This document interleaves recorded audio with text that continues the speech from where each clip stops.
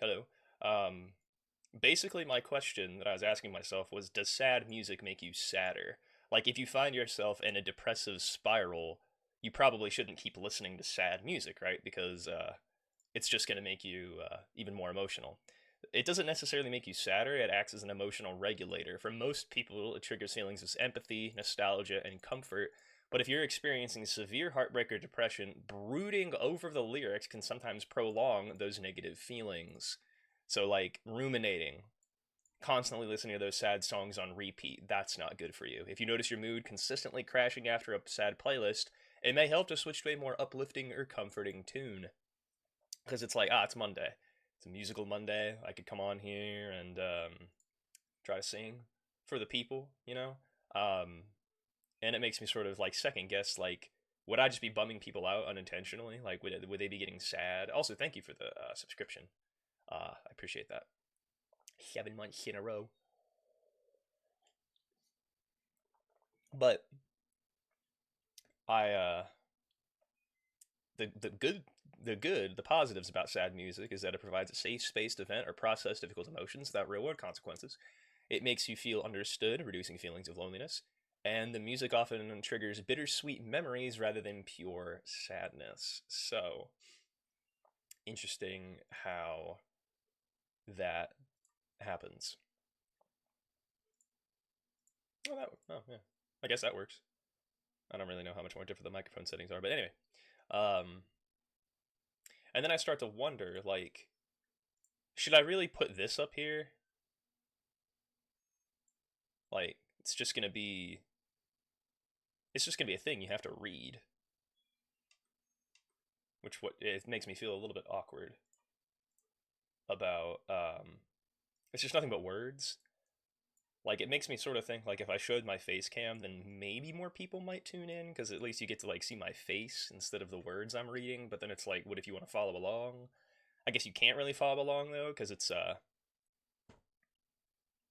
mean, you can try to follow along, but you don't have to really read it because I'm reading it. Anyway, getting sidetracked. So, the name of this article is called The Pleasures of Sad Music, a Systematic Review.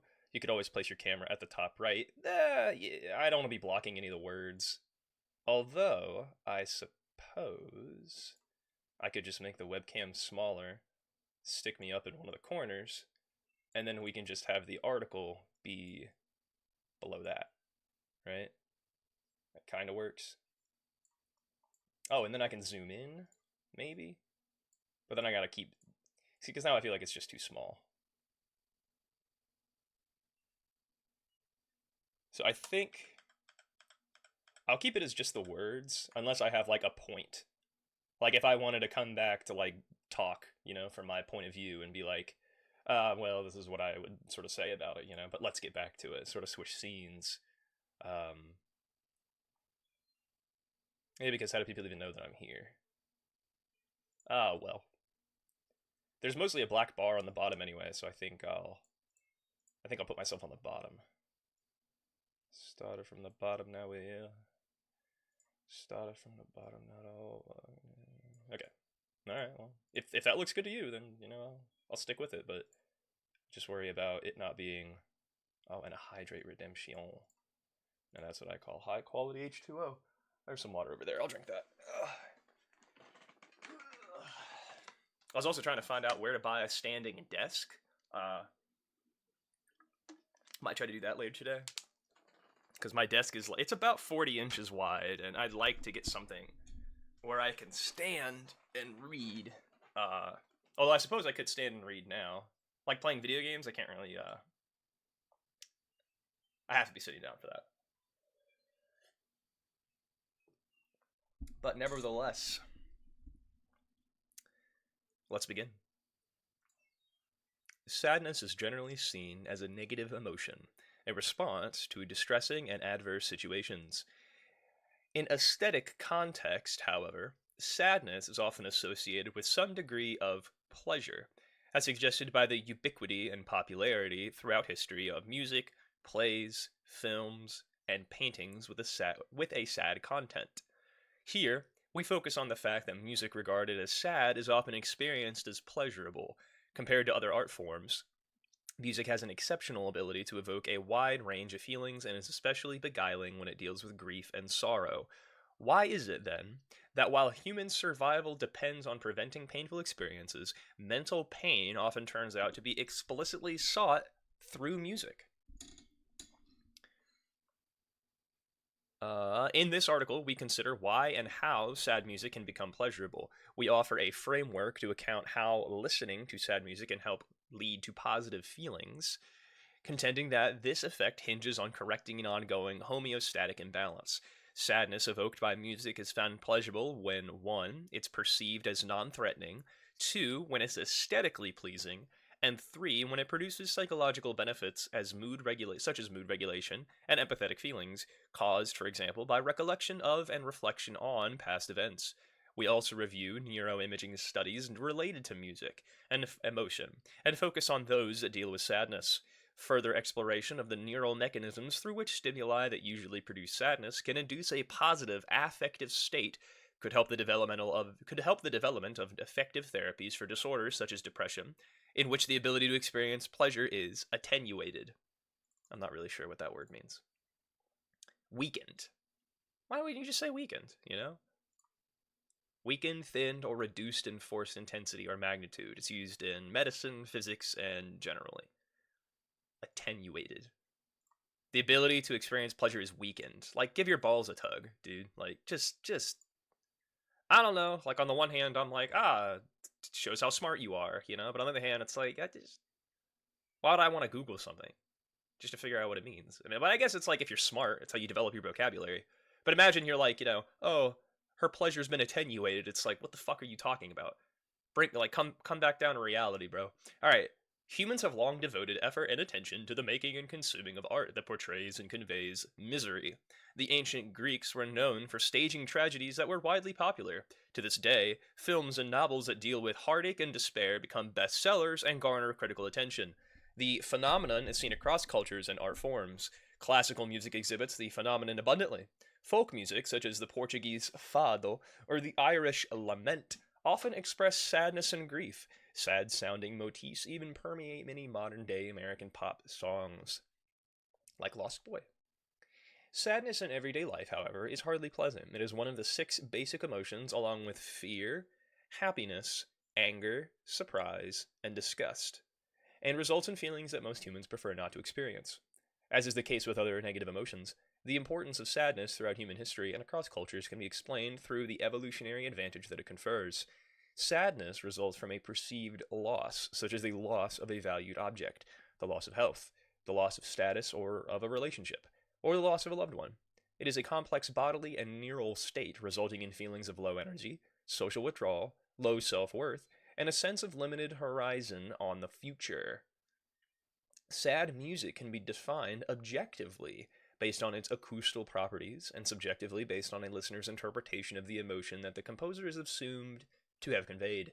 The musical features generally associated with sadness include lower overall pitch, narrow pitch range, slower tempo, the use of minor mode, dull and dark timbres. I'm not sure what that means. Like wood. Softer and lower sound levels, legato articulation, and less energetic execution. The emotional content of music can also be described as on a bidirectional space of valence and arousal. In this view, sad music is defined with low valence and low arousal. What the hell? Valence? What do you mean? The combining capacity of an atom in chemistry or the inherent emotional goodness or badness of a stimulus in psychology. No, I want to learn about psychology. The affective or emotional tone of a stimulus event or feeling. So it either has a positive effect or a negative effect. Just say effect. The affective emotional. Well, I guess it's talking about the tone. Like, is the tone positive or is it just say tone. Like if you're talking about the emotional tone of a song, just be like low. Well, I guess you're trying to like take other people's stuff. Like if you're looking at Trost, who probably talked about valence and arousal, then you're obviously going to use his words.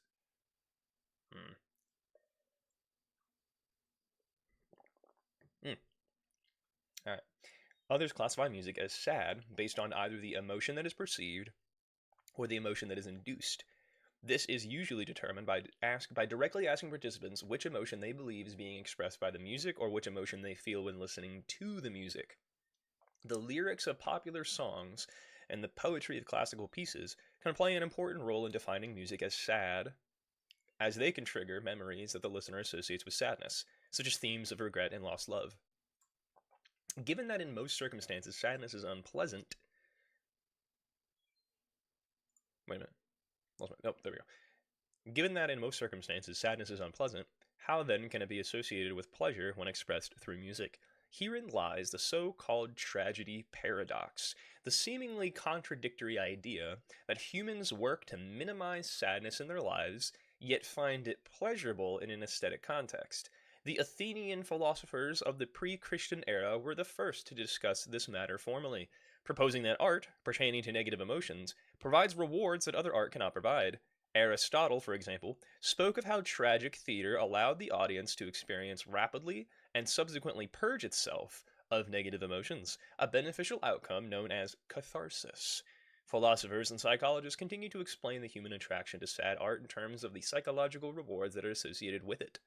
There is room for disagreement, however, regarding the exact relationship between sad music and the associated pleasurable response. Many believe that music perceived as sad does not produce feelings of sadness and instead directly produces a positive affective state.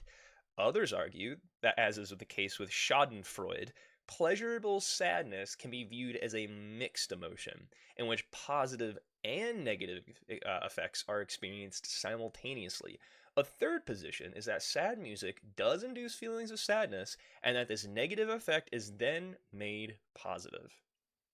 A recent emergence of new tools in cognitive science and neuroscience provides the possibility of investigating the relationship between perceived sadness in music and positive affect. By investigating how the brain responds to music listening, aesthetic judgment, and emotional processing, it is possible to gain a better understanding of how and why certain auditory stimuli eventually culminate in a pleasurable response. In this article, we attempt to bring together findings from philosophy, psychology, and neuroscience in order to arrive at a framework for how sad music becomes pleasurable. We also propose ways of assessing the validity of the framework using neuroimaging and suggest how the available facts may be applicable to mental health interventions. All right, I feel like I should get up for this next part. Ugh. Stretch my butt. I've already been sitting for 10 minutes. Ugh. Whoop. Whoop. You can hear my knee clicking. Click. Click. Click.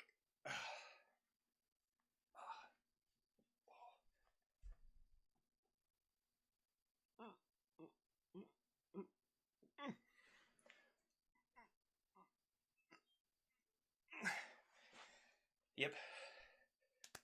That's the one. Click. The tragedy paradox. Philosophical and psychological approaches.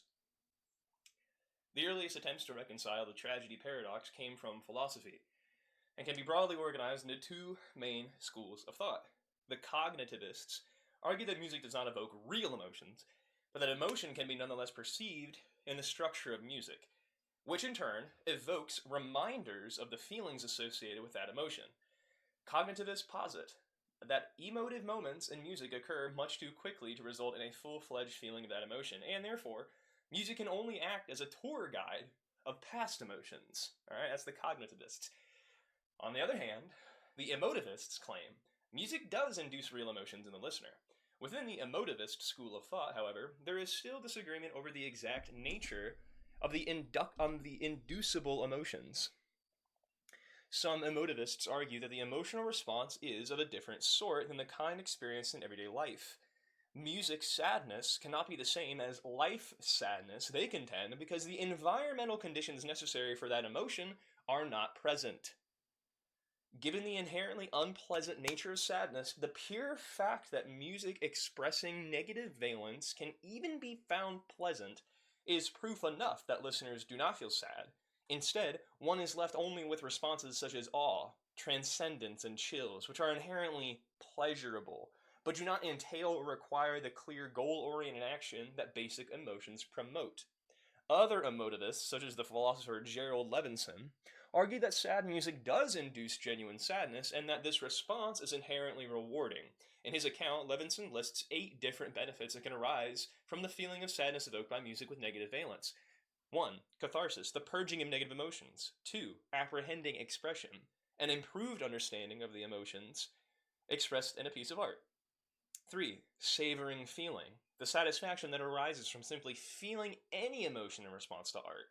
4. Understanding feeling, the opportunity to learn about one's feelings. 5. Emotional assurance, the confirmation in one's ability to feel deeply. 6. Emotional resolution, the knowledge that an emotion state has been and can be regulated. That's pretty nice, you know? Like if you struggle with I can't regulate my own emotions, this helps you regulate your emotions by listening to music. Like you can feel it and then let it go. 7. Expressive potency, the pleasure that arises from expressing one's feelings. And 8. Emotional communion, a connection to the feelings of the composer or other listeners. More recently, large-scale surveys in which participants were asked to provide their motives for listening to sad music, they have revealed that people often cite similar benefits to the ones described by Levinson. Furthermore, when participants were specifically asked about each of Levinson's 8 rewards relative to their justification for listening to sad music over happy music, they were much more likely to associate sad music with the rewards of understanding feelings, emotional assurance, savoring feelings, emotional communion, and emotional resolution. Additional justifications included the trigger of specific memories, the distraction from current problems, the engagement of imaginative processes, and the experience of intense emotions without real-life implications. Excuse me. Levinson's ideas and the ensuing survey data point to a central mechanism by which sad music can become enjoyable, by triggering a number of psychological processes that are pleasurable to begin with. However, geez, I'm gassy. Neither can fully explain how the association between sad music and psychological rewards arises, or why this connection is more likely to occur with sad music than with happy music. Sad music may in fact arouse feelings of connectedness, and these feelings may be inherently pleasurable, but the question of how and why sad music allows one to feel more connected to others remains. Proposed psychological theories. A different line of research attempts to elucidate the relationship between sad music and affective response by exploring the underlying cognitive processes, based on the notion that positive emotions, such as joy, are often linked to pleasure, while negative emotions are linked to displeasure. Schubert, 1996, proposed that negative valence music is perceived as sad, but that this perception of negativity does not produce displeasure because the stimuli are considered to be aesthetic and therefore are not actually harmful. In the wake of the dampened displeasure provided by the aesthetic context, a pleasurable response arises from the experience of arousal that music produces. This theory provides a testable model for how sad music can be linked to pleasure, yet it does not clarify why other negative valence stimuli, like fear-inducing music, are not generally enjoyed. In an attempt to address this question, Huron 2011 suggested that the hormone prolactin is responsible for enabling the enjoyment of sad music. Prolactin is released by the endocrine neurons in the hypothalamus in response to tears and to the experience of negative emotions such as grief, sadness, and more generally, stress. In such situations, its release encourages attachment and pair bonding, as suggested by the fact that levels of prolactin fluctuate when people become parents, hear their children cry, or are mourning a recently deceased spouse. Huron proposes that the release of prolactin serves to comfort and console, to counteract the mental pain at the root of the negative emotion. He states that music simulates real sadness, which tricks the brain into engaging a normal compensatory response, like compensation, i.e. the release of prolactin. But because the listener is aware of the fact they're not actually in a stressful or grief-inducing situation, the consoling effect of the hormone is produced in the absence of the mental pain that normally precedes it. The fact that the enjoyment of sadness varies greatly from person to person can be explained by differences in personality, emotional reactivity, cultural norms, biology, and learned associations. No study to date has yet tested levels of prolactin in participants listening to music that evokes other negative emotions, and thus, this idea remains untested. Like Schubert's, Huron's theory does not clarify why music is unique in its ability to produce this comforting after effect. According to his view, other sad stimuli that simulate mental pain should be found pleasurable as well, such as sad faces or sad affective words. But existing research has suggested that this is not the case, as the subjective report of experienced pleasure decreases when participants were presented with a sad photo. A third proposal comes from Juslin's Breck-Vema model, which describes 8 mechanisms by which can induce emotions: brainstem reflexes, rhythmic entrainment, evaluative conditioning, contagion, visual imagery, episodic memory, musical expectancy, and aesthetic judgment. These mechanisms can work independently and as a group. A mixed emotion, such as pleasurable sadness, can be understood as the result of 2 different mechanisms, generating different affective responses simultaneously. A sad piece of music might evoke a negative affect through the emotional contagion mechanism, which involves feeling the emotions that are recognized in external stimuli, and might evoke a positive affect through the aesthetic judgment mechanism, which involves deciding that the piece of music is aesthetically pleasing. In this account, the sad affective response does not lead to a joyful response, but rather sad music produces both joy and sorrow simultaneously. Do listeners actually feel sad? One common thread that runs through the available theories is that music expresses sadness is enjoyed when the perceiver recognizes that the stimulus is not an immediate threat, but is aesthetic instead. The fundamental disagreement concerns whether or not people actually feel sad when listening to sad music that they regard as pleasurable. Let me take another sip here.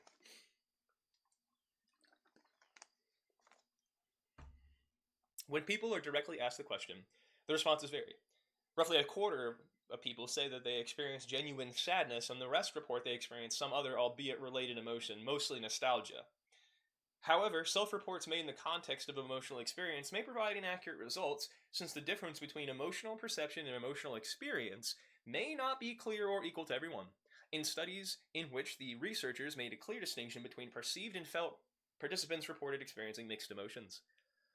There is behavioral evidence to suggest that participants do indeed experience, as well as perceive, everyday emotions in response to music. Physiological and behavioral differences were found in participants listening to sad music versus happy music, including decreased skin conductance, higher finger temperature, decreased zygomatic activity, and more self-reported sadness. Włoszkowski and Areola showed that sadness induced by music had similar bias effects on a word recall task and a picture judgment task as sadness induced by autobiographical recall. The result, then, are taken to mean that music can alter perception and judgment in a similar way to genuine sadness, even if listening to sad music was reported as more pleasant than recollecting a sad autobiographical memory. Neuroimaging has also provided some clarification. Sad music activated some of the regions associated with sad affective states. To date, findings suggest that both views have merit. At times, feelings of sadness are experienced in response to sad music and can result in pleasure. At other times, sad music can bypass the associated sad feelings and directly induce a pleasurable response. Which scenario occurs most likely depends on personality, mood, and learned associations with the musical stimuli. Exploring the extent to which the emotional response to sad music overlaps with the sadness experienced in everyday life is a fertile area for further research. Okay. Whew. I just want to take like 5 minutes to just like not read, because it's interesting stuff, but it's got a lot of jargon in there. Whew. It's like taking your brain to the gym. You got to learn to breathe. You got to take a rest break. Put some lotion on my hands. It is interesting, absolutely. Well, I'm glad you find it so interesting, because I know I don't have to pander to everybody, right? As long as you're here, it doesn't really matter who else is here, right? And that's not me trying to dig at anybody else. It's just like, as long as one person finds what you're doing interesting, that's all that matters. And even then, as long as I find that interesting, that's all that matters, right? On the one hand, I want to be I like how I'm trying to take a break from my brain, and yet I'm using my brain, you know what I mean, to be like finding a justification for what I'm doing. But it's because not everybody can follow along with this. And it's not like you have to like be typing in the chat to follow along, obviously, because you're attentively listening. I think like if you're typing in the chat, you're not really listening, because you're like paying more attention to what you're trying to say than just listening. Kind of like when a student wants to raise their hand and say something. That'd be good. Like if you want to say something, like if you want to chime in and give your thoughts, like, but you don't have to raise your hand. You can just type it, and then I'll read it when I get to it. So like, don't think it's like interrupting me. I agree or conversation. Yes. Like, if I find it interesting, it's all that really matters. I don't like. It's just it helps. Like if I'm the only one who find it interesting, but people are coming in here being like, "Shut up! Nobody likes this. Nobody cares." Blah blah blah blah. But nobody's here doing that, so why am I convincing myself it's going to happen? It's just because it's anxiety. It's the worst case scenario. You think it's going to happen, so it's going to happen. But it probably won't, right? And if it does happen, I'll just be like, then get the fuck out. Like, what are you doing, Like, if you don't like it, don't be here. It's kind of like ass backwards, right? To be like, nobody enjoys your content. And I'm like, then why are you leaving a comment? I don't know. It's like that guy who was like, I can't sing either. It's like, all right, whatever. As long as, like, I know I can sing, so it's cool. I don't think it'll happen exactly. If it does, I will also kick them, right? So, like, even so, worst case scenario happens, you can still kick them out, but it doesn't change what had happened. It doesn't undo what had happened, because it's like, nah, it's still messing with me. Like, it's in my head now. Like, something can happen to you, and you can just, like, move on. Don't worry about it. Don't let it bother you. But, like, this is saying, like, it's a lot easier for some people to do that than other people to do it. I guess if you have OCD, you're going to, like, want to obsess over those things. Like, why did they do what they did? Trying to give yourself, like, an answer when there are no answers. So, I don't know. But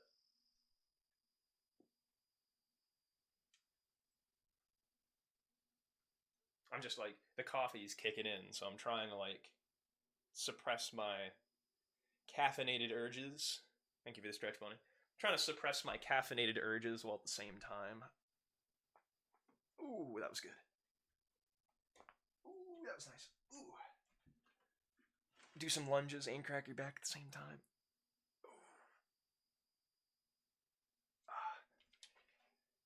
I could sit back down too. I've been standing for what, like 15 minutes? Maybe. I don't want to redeem clap push-ups or wall sits. Can I redeem a different workout?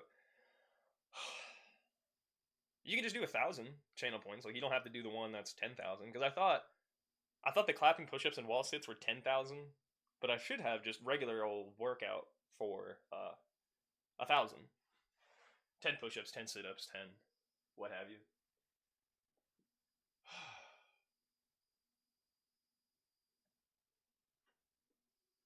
I do have them? Okay. Squats, whatever. Looked right past it. Yep. It happens. Oh well,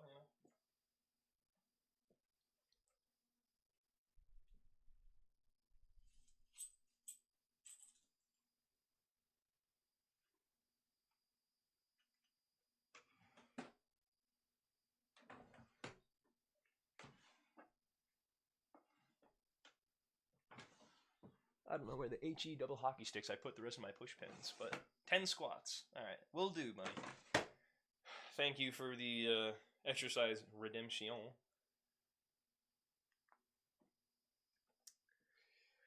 1 hot squat. 2 hot squat. 3 hot squat. 4 hot squat. 5 hot squat. 6 hot squat. 7 hot squat. 8 hot squat. 9 hot squat. 10 hot squat. Thank you for the hot squats. Funny. Whew.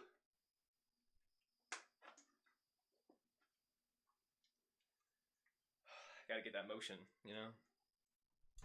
I'm wondering what exercises you can do. Like, probably not push-ups. Nothing to do with your wrist. Probably just like shoulder exercises, like swinging that sword around. But even then, maybe like you do it too much and you're like, nope, not that one.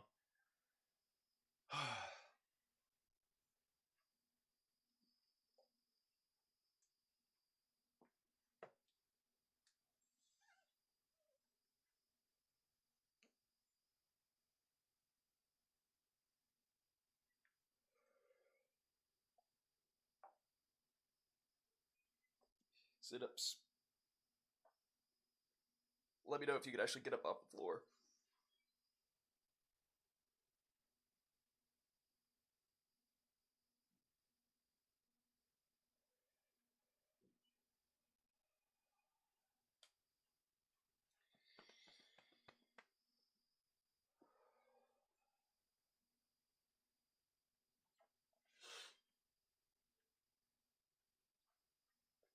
All right.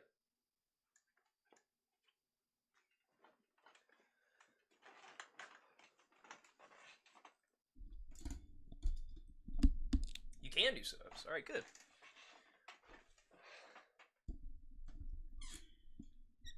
You're like, I never thought I'd be so excited to do sit-ups, you know? All right.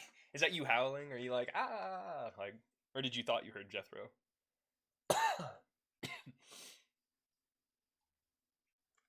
Yes. Yes, that was you howling. Good. Because I'm like, that wasn't Jethro, that was my microphone stand being moved. But anyway. The influence of individual differences, mood, and social context. While sad music may be associated with various psychological rewards that are inherently pleasurable, not everyone experiences the pleasurable response all the same. In addition to the acoustic features of sad music described above, personality, mood, and the surrounding social context are all important factors in determining whether or not sad music is enjoyed. Several key personality measures are correlated with the liking of sad music, including absorption, as measured by the Tellegen Absorption Scale, and scores on subscales of the Interpersonal Reactivity Index, including fantasy and empathic concern. Higher scores on openness to experience and lower scores on extroversion, as defined by the Big Five model of personality traits, were shown to be associated with the liking of sad music. Trait rumination, assessed by the Rumination Reflection Questionnaire, was also positively correlated with enjoyment of sad music, suggesting that certain people listen to sad music not because of the resulting positive feelings, but because of some maladaptive attraction to negative stimuli. Oh boy. My howls for victory in being able to do sit-ups and getting up off the floor. That's the big thing, you know? Because it doesn't matter how many sit-ups you can do when you're down there if you can't get back up, you know? It's like, Ma, I need you to help get me up off the floor. And even then, it's like, can she even get you up off the floor? Are you gonna have to do the turtle thing? You have to like roll over until you roll back onto your front, and then you can push yourself up, but even then, not really. The floor is the challenge, yeah. Hey, you're gonna get a lot of practice for when you're older. You know what I mean? Like, you're just ahead of the game, you know? Because like normally people have to wait until like 60 or 70 or 80. Normally you have to wait until you're 67 before you know, somebody has to. I swear to God, if it happens, if it happens, somebody better get it on video. Yeah, I'll get you a life alert for your next birthday. Getting in my practice at 20. I almost said 23. You describe my dyslexic. What the fuck? Getting my practice in at 32. 23. Ah, geez, you're so sweet, right? We'll say 23, you know? You're younger than me. Situational factors are also important. People report choosing to listen to sad music more often when they're alone. When they are in emotional distress or feeling lonely. When they are in reflective or introspective moods. Just like when you say you're 5'2". That's a typo. You're really 2'5". Anyway, Some individuals report their preference for sad music is dependent. Oh, wait, no, hold on. I didn't finish reading that.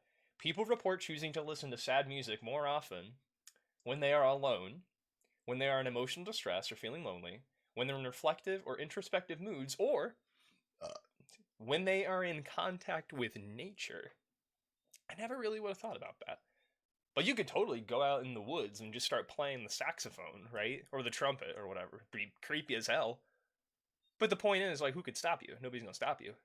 If you do that in the middle of your neighborhood, you might just be like, somebody might call the fucking cops on you and be like, shut the fuck up. Nobody cares about the trumpet. Or like yodeling or anything. Creepy but beautiful and centering, I'm sure. Yes, like when I was in that culvert, that pipe, I did the Halo theme, that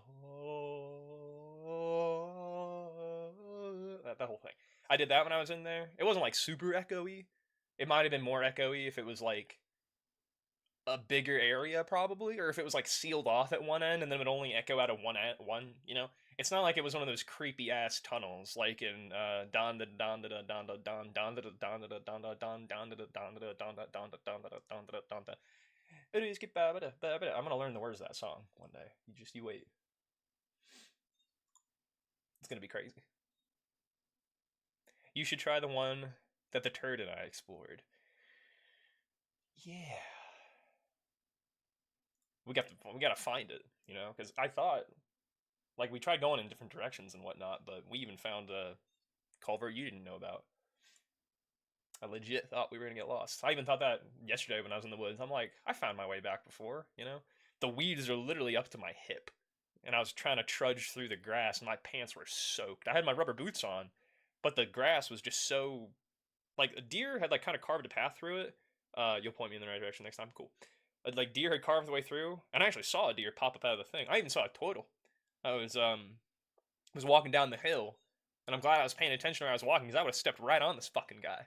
I'm like, oh my god, you know.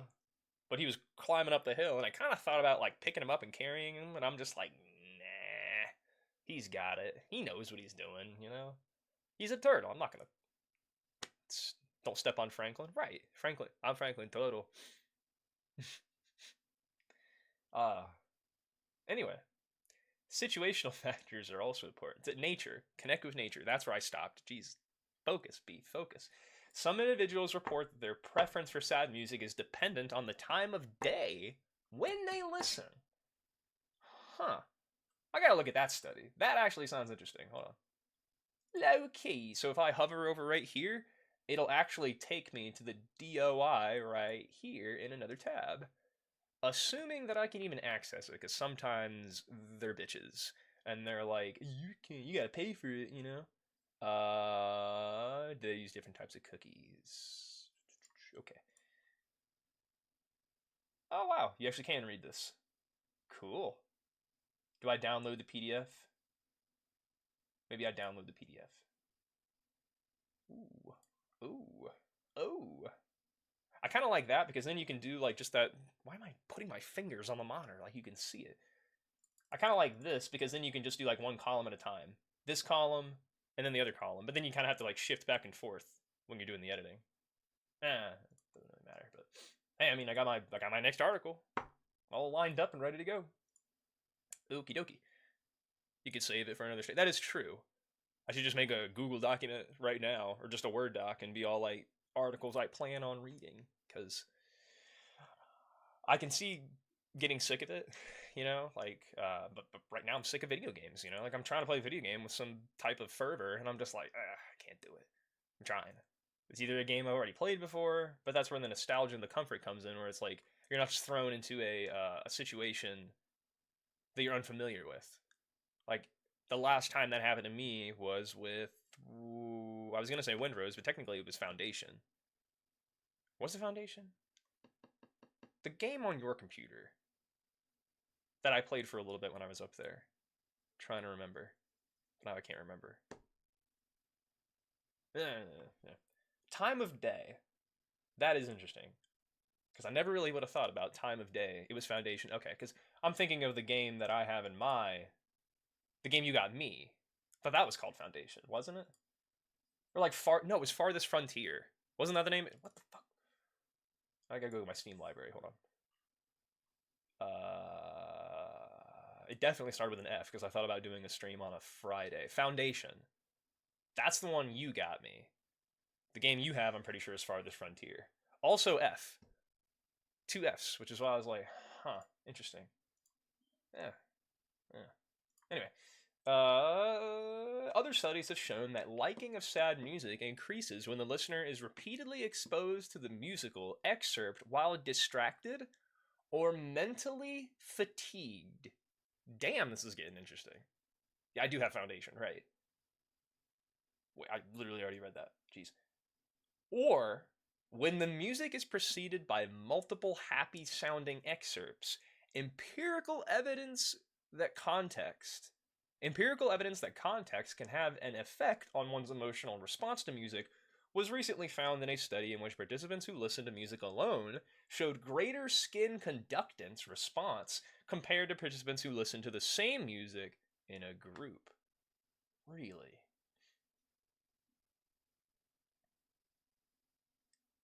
When they listen to music alone, showed greater skin conductance compared to people who listened to the same music in a group. God, that's interesting too. Did I pick the wrong major? Skin conductance. Like, what the fuck are you talking about? Huh? Huh? What? I gotta Google this. I'm turning it. I'm Little John. What? Skin conductance. Good lord. Okay. Yeah. Skin conductance, known as electrodermal activity, is a method of measuring the electrical conductance of the skin. Electrical Chair 101, basically. That was like the first pioneering efforts into skin conductance. Because sweat gland activity is controlled by the sympathetic nervous system, this metric acts as a real-time, indirect measure of physiological and emotional arousal, stress, and attention. The fuck does music have to do with our skin?